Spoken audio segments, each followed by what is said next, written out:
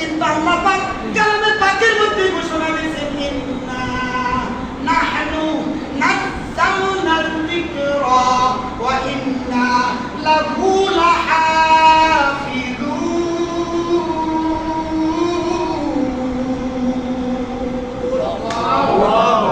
এই ঘোষণা দিয়েছে কে? আমার আল্লাহ। জোরে বলেন কে? আল্লাহ। আল্লাহ বলেন ইন্না, আল্লাহ বলেন ইন্না নিশ্চয়ই নাযালনাল যিকরা, এই যিকরা মানে হুয়াল কুরআন। এই যিকরা মানে জিকির না, তাসবিহ না, সুবহানাল্লাহ আলহামদুলিল্লাহ আকবার, এটা না। আল্লাহ বলেন ইন্না নিশ্চয়ই, নাহনু, নাহনু এটা জমানত কালমের সিগা, নাহনু নাযালনা, কিতাব নাযিল করেছেন ঠিক, কিন্তু আল্লাহ পাক এটা সংরক্ষণের দায়িত্ব নেয় নাই। সুবহানাল্লাহ, দায়িত্ব নেয় না। মুসা আলাইহিস সালাম ইন্তেকালের পরে, তাওরাতের পরে আল্লাহ পাক জাবুর নাযিল করলেন। জাবুর দায়িত্ব আল্লাহ নেয় নাই। জাবুরের হাফেজ পৃথিবীতে নাই। আল্লাহ পাক জাবুরের পরে ইনজিল নাযিল করলেন। ইনজিলের সহিহ ইনজিলের হাফেজ পৃথিবীতে নাই।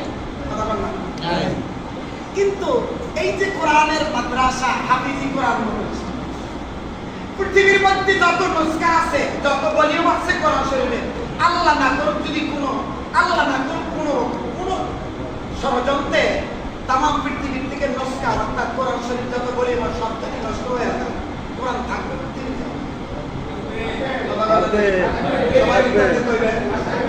থাকবে কেন হইতে পারে? আপনারা কইবেন যে হাফেজ আছে না, না ওদিকে দেখবেন না, তো কথাটা ওরকম না। মুতার যুদ্ধে 70 জন হাফেজ শাহাদাত করলেন। এইদিকে না, আল্লাহ পাক নিজে দায়িত্ব নিয়েছে। তাওরাত যখন ইনজিলের দায়িত্ব আমার মাওলা নেয় নাই, বিদায় জমিনে হাফেজে কোরআন, হাফেজে তাওরাত, হাফেজে জাবুর, হাফেজে ইনজিল নাই। কিন্তু আল্লাহ পাক কালামে পাকের মধ্যে ঘোষণা দিয়েছেন ইন্না নাহনু নাযালনাল যিকরা ওয়া ইন্না লাহু লাহাফিজুন।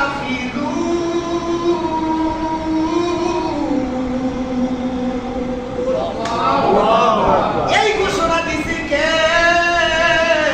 আমার আল্লাহ। জোরে বলেন কে? আল্লাহ। আল্লাহ বলেন ইন্না, আল্লাহ বলেন ইন্না নিশ্চয়ই নাযালনাল যিকরা, এই যিকরা মানে হুয়াল কুরআন। এই যিকরা মানে জিকির না, তাসবিহ না, সুবহানাল্লাহ আলহামদুলিল্লাহ আকবার, এটা না। আল্লাহ বলেন ইন্না নিশ্চয়ই, নাহনু, নাহনু এটা জমানত কালমের সিগা, নাহনু নাযালনাল যিকরা, নিশ্চয়ই আল্লাহ তাকিদ দিবেন, ইন্না তাকিদ, নাহনু নাযালনাল যিকরা। আল্লাহ বলেন নিশ্চয়ই আমি এই জিকির, হুয়াল কুরআন, হুয়াল ফুরকান। জোরে বলেন আলহামদুলিল্লাহ। হক বাতিলের পার্থক্যকারী ফুরকান, এটা আমি নাযিল করেছি। যখন জমিনের মধ্যে যাবে আর এই কোরআনের সপক্ষে যারা থাকবে, তারা মুমিন, তারা আমার আবিদিন, সালেহিন, জান্নাতের মেহমান। জমিনের মধ্যে আল্লাহ পাক ঘোষণা করেছেন, আল্লাহু আকবার, ইয়া আইয়াতুহান নাফসুল মুতমাইন্নাহ ইরজিই ইলা রাব্বিকি রাদিয়াতাম মারদিয়া। এটা কি মরার পরে ঘোষণা না আগে ঘোষণা? আগে ঘোষণা। বলছে কিনা কথা? আগে না পরে? আগে। আমরা এই আয়াতটা তেলাওয়াত করলাম কি মরিয়া না বাঁচা থাকা অবস্থায়? তার মানে এই কোশ্চেনটা আগে আসছে কাছে। আল্লাহ বলেছেন যারা মুতমাইন্না কলমের পর্যায়ে বুঝতে পারবা, তাদের ব্যাপারে আমি বলতেছি ইরজিই ইলা রাব্বিক। মৃত্যুর সময় আল্লাহ বলবেন চলে আসো, ইলা রাব্বিক, তোমার রবের কাছে চলে আসো। ফাদখুলি ফি ইবাদি ফাদখুলি জান্নাতি, তুমি খুশি মনে চলে আসো, আমি আল্লাহ তোমার উপরে খুশি, তুমি আমার উপরে খুশি, তুমি জান্নাতের দিকে চলে আসো। জোরে বলি আলহামদুলিল্লাহ। ফাদখুলি ফি ইবাদি, আমার আবেদ বান্দাদের মধ্যে তুমি শামিল হয়ে গেছো। ফাদখুলি ফি ইবাদি, তুমি আমার আবেদ বান্দাদের দলভুক্ত হও। ওয়াদখুলি জান্নাতি, আগে আবেদ হতে হবে, তারপর জান্নাতের টিকিট। আগে জান্নাতের টিকিট না, আগে আবেদ বান্দার দলভুক্ত হতে হবে। যদি হইতে পারো জান্নাতের টিকিট অটোমেটিক এখন আপনি আবেদিনদের দলমুক্ত হইতে পারলেন কিনা এটা আপনার একটু যাচাই বাছাই করা দরকার। সবসময় রাসূলের তরিকার মুখালেফ করে থাকি, দিলের মধ্যে হিংসা রিয়া, এতগুলো টুই করা লাগে কেন? এত বড় দাড়ি রাখা লাগবে কেন? এত বড় জামা পরতে হইব কেন? পাগড়ি বাঁধতে হইব কেন? আর শেষ নাই। আছে না? আছে আছে। আমি ফাতগুলি বিয়ে বাঁধি না কেন? না এর হয়ে কথা না। আল্লাহ আল্লাহ জমিনের মধ্যে আল্লাহ পাক কোন সুরাতকে পছন্দ করেন, কোন লেবাসকে পছন্দ করেন, আল্লাহ জমিনে সরাসরি জাহের হয় নাই, কিন্তু আল্লাহ রাব্বুল আলামিন বা ওয়াসিতায়ে জিবরাইলের মাধ্যমে আল্লাহ কোন সূরা, কোন লেবাস, কোন কাইফিয়াতকে পছন্দ করেন, এইটা বা ওয়াসিতায়ে হযরত জিবরাইলের মাধ্যমে নবী রাসূলকে দেখাই দিয়েছে।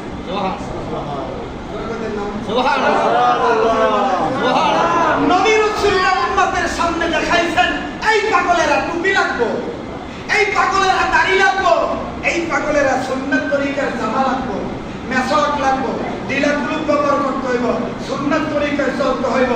রাসূল যেই তরিকায় চলছেন এই শিখলো সুরাতটা পছন্দ কার? আল্লাহ। জোরে চিল্লায় বলেন কার? আল্লাহ। যদি এটা আল্লাহর নবীর পছন্দ হয় তাহলে বোঝা যাবে এটা সরাসরি আল্লাহর পছন্দ। জোরে বলেন আলহামদুলিল্লাহ। আলহামদুলিল্লাহ।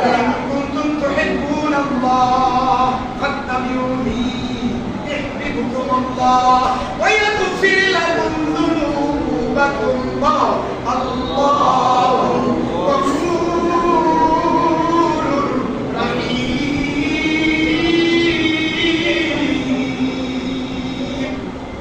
ঘোষণা কার? আল্লাহ। জোরে বলেন কার? আল্লাহ।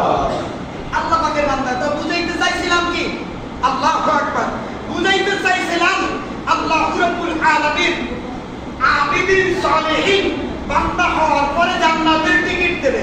আবিদিন সালেহিন বান্দা হইতে হইলে নবীর তরিকায় চলতে হবে। কথা বলেন।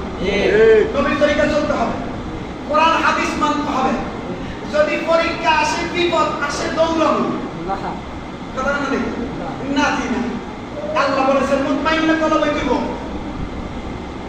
জিহাদের ময়দানে নামছেন বাতিল ইহুদি নাসারা, এক কথায় ফাসিক মুদ্দার নাস্তিক মুদ্দাদের সামনে মোকাবেলা হবে।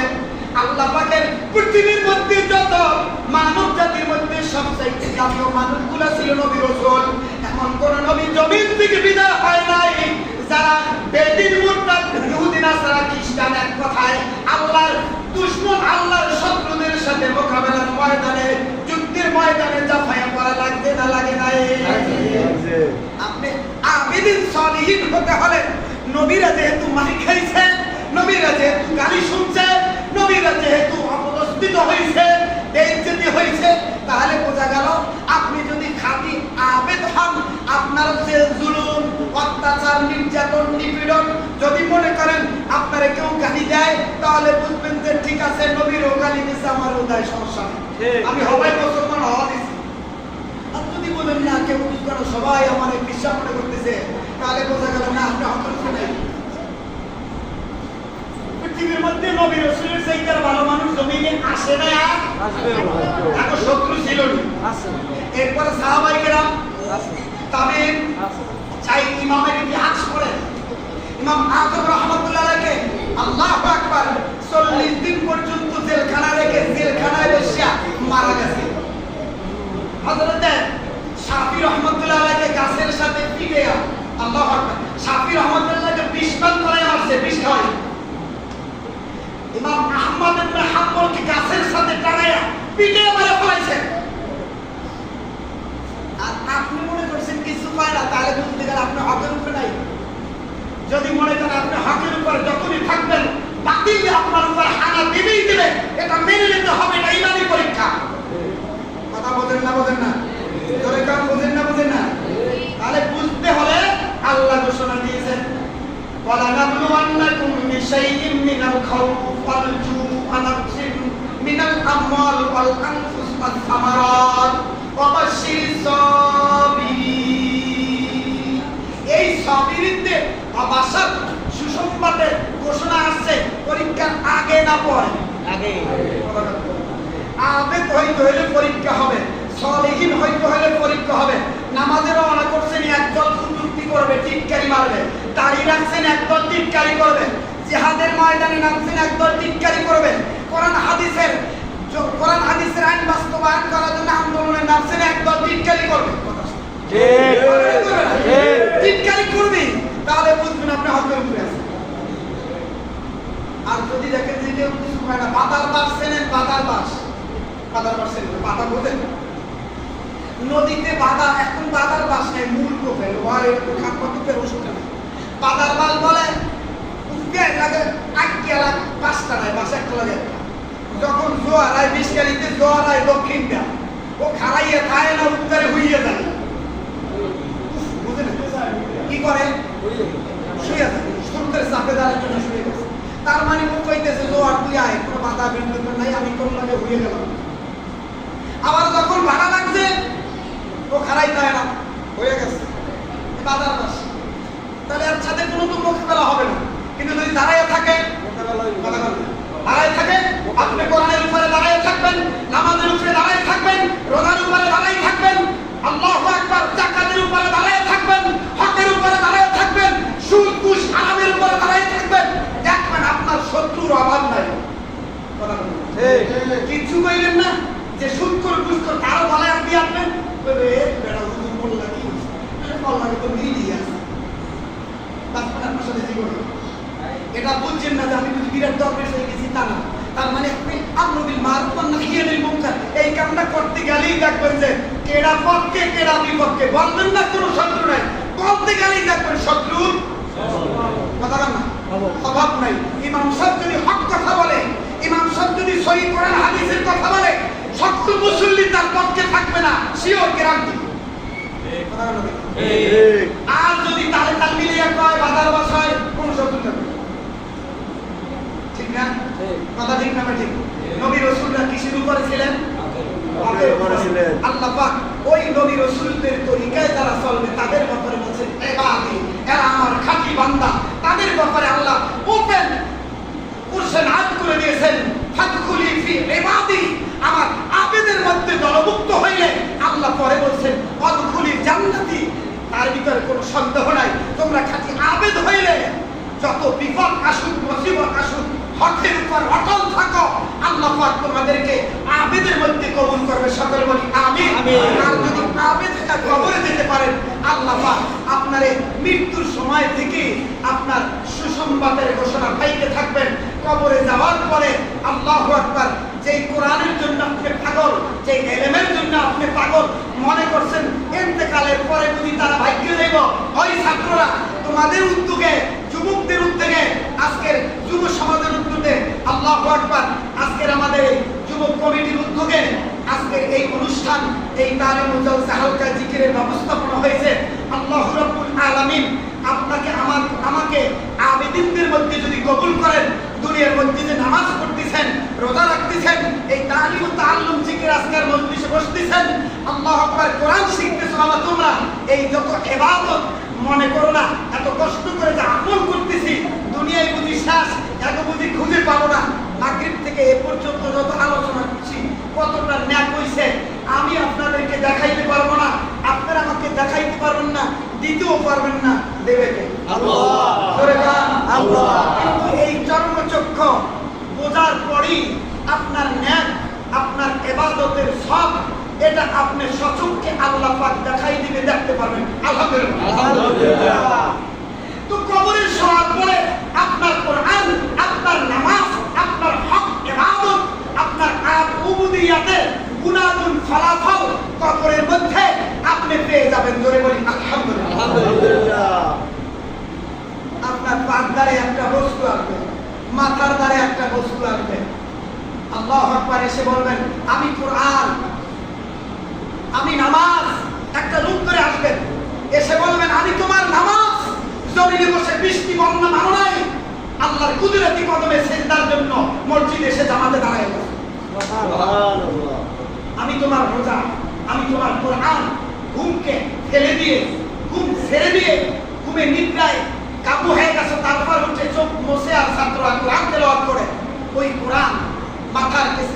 এসে বলবে, আমি তোমার সেই কোরআন, যে কোরআনকে দুনিয়ায় পড়ার জন্য এত কষ্ট করেছো, আমি কবরে এসেছি হাজিরা দেওয়ার জন্য, পরিচয় দেওয়ার জন্য। তুমি যতদিন কবরে থাকবে আমি কোরআন তোমাকে ছেড়ে যাব না। আল্লাহর বান্দারা, যারা কোরআন পড়তেছেন, যারা পড়াইতেছেন, যারা নামাজ পড়তেছেন, পড়ার জন্য চেষ্টা করতেছেন, যারা জিকির করতেছেন, করার জন্য চেষ্টা করতেছেন, করার জন্য মার্কাজ করতেছেন, কোরআন শেখার জন্য মার্কাজ করতেছেন, ব্যবস্থা করতেছেন, এই মসজিদের ব্যবস্থা করতেছেন, এই সব আপনাকে ফালাইয়া কবর থেকে যাবে না। জোরে বলি আলহামদুলিল্লাহ। তাহলে কি সবাই চান আমরা যা কিছু করতেছি তার বিনিময় আল্লাহ পাক আমাদেরকে নেককার আবিদিন বান্দাদের দলভুক্ত করার জন্য সবাই হইতে চাই? কে কে চাই? আল্লাহু আকবার, আল্লাহু আকবার। আল্লাহ আমাদের সকলকে আবিদিন বান্দাদের দলভুক্ত করার তৌফিক দান করেন। আমিন। আল্লাহ কবরে মুনকার নাকিরের সওয়ালের জবাব সহজ করে দেন। আল্লাহ হাশরের মাঠে আল্লাহ ওই আযাব ও গজব থেকে আপনি আমাদেরকে হেফাজত করেন।